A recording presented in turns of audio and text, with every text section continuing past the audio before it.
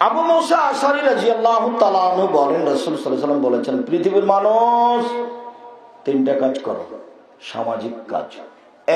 এক, আতিমুল জায়া, দুস্থ গরিব ফকির মিসকিনকে খেতে দাও। দুই, উদুল মারিজা, অসুস্থ মানুষকে দেখতে যাও। তিন, ফুকুলানি, জেল হাজতে আছে যারা, তাদেরকে জেল থেকে বের করার ব্যবস্থা করো। বুখারী মুসলিম তিনটা আদেশ, সামাজিক আদেশ। দলীয় দাপটে নির্দোষ মানুষকে 1 নম্বর আসামি করে জেলে আছে, জেল দেওয়া হয়েছে।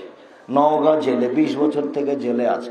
ও নিজেও জানে না আমি কেন জেলে, জজ জানে না ঘটনা কি, উকিলও জানে না ঘটনা কি, শুধুমাত্র যে সাজিয়েছে টাকা দিয়ে সেই জানে। কথা কি বুঝাতে পারছি? সম্মানিত দিনী ভাই বোন, আল্লাহর নবী অত্র হাদিসে 1 নম্বরে বলেছেন দুস্থ গরিব ফকির মিসকিনকে দাও। 2 নম্বরে বলেছেন অসুস্থ মানুষকে দেখতে যাও। এই নিয়ে কয়েকটা কথা আছে। 3 নম্বরে বলেছেন বন্দি মানুষকে মুক্ত করো। আল্লাহ নবী বলেছেন পৃথিবীতে সবচেয়ে বড় পাপ 3টি। 1, শিরক করা। 2, অবাধ্য চলা বাপ মায়ের। 3, মিথ্যা সাক্ষী দেওয়া। দলীয় দাপটে 50,000 টাকা দিয়েছে, তখন জজের সামনে বলছে আমি নিজ চোখে মারতে দেখেছি। যার ব্যাপারে বলছে সে সেদিন নওগাঁ জেলাতে ছিল না।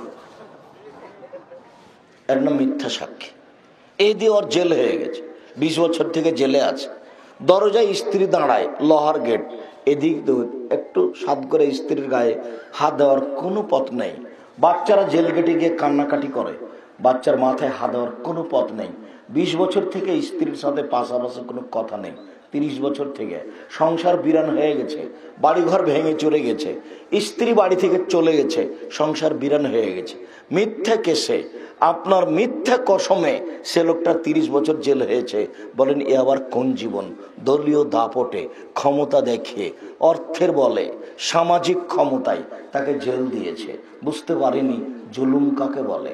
আবার বিচার হবে, সেটা বিচারের মাঠে। সেদিন চিরদিনের জন্য জাহান্নাম ঘোষণা হবে, আর বিচারটা হবে পরে। যারা জালেম ওদের বিচার পরে হবে। যারা জোর করে জমি দখল করেছে এরা জালেম, এদের বিচার পরে হবে। যারা মানুষকে গালি দিয়ে হেয় তুচ্ছ করে অপমান করেছে এরা জালেম, এদের বিচার পরে হবে। মিথ্যে সাক্ষী দিয়ে যারা মানুষকে জেলে দিয়েছে তাদের বিচার পরে হবে। দলীয় দাপটে যারা জমি দখল করেছে ওদের বিচার পরে হবে। রিক্সাওয়ালাকে থাপ্পড় দিয়ে বিদায় করেছে যারা, ওদের বিচার পরে হবে।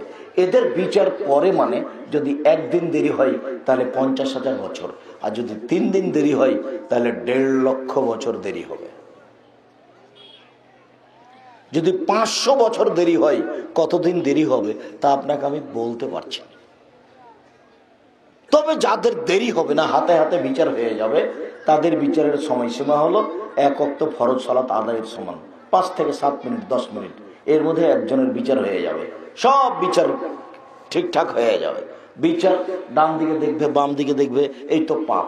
আবার বিচার খাতা দেওয়া হবে, পড়ো, এই তো বিচার। আশেপাশে সব যা মাটি সবাই তার বিরুদ্ধে কথা বলবে, এই তো বিচার। খাতা দেওয়া দেখা হবে, তোমার পাপ পড়ে দেখো, এই তো বিচার। ডান হাতে কথা বলবে, হ্যাঁ তুমি এই পাপি এই পাপি, পা বলবে ঠিক বলেছো, এই তো বিচার। সামনে আল্লাহর সাথে মুখামুখি কথা হবে, এই তো বিচার। পরনে কাপড় থাকবে না, উলঙ্গ হয়ে দৌড়াতে থাকবে, এই তো বিচার। বাপ মায়ের সাথে কথা হবে না, এই তো বিচার। অনেক পয়েন্ট বিচারের আছে। দাঁড়ি পাল্লায় ওজন হবে, দেখা যাবে কি হয়, কি যে হয়, পাল্লা যে কোন দিক উঠে কোন দিক যে নামে, এই তো বিচার।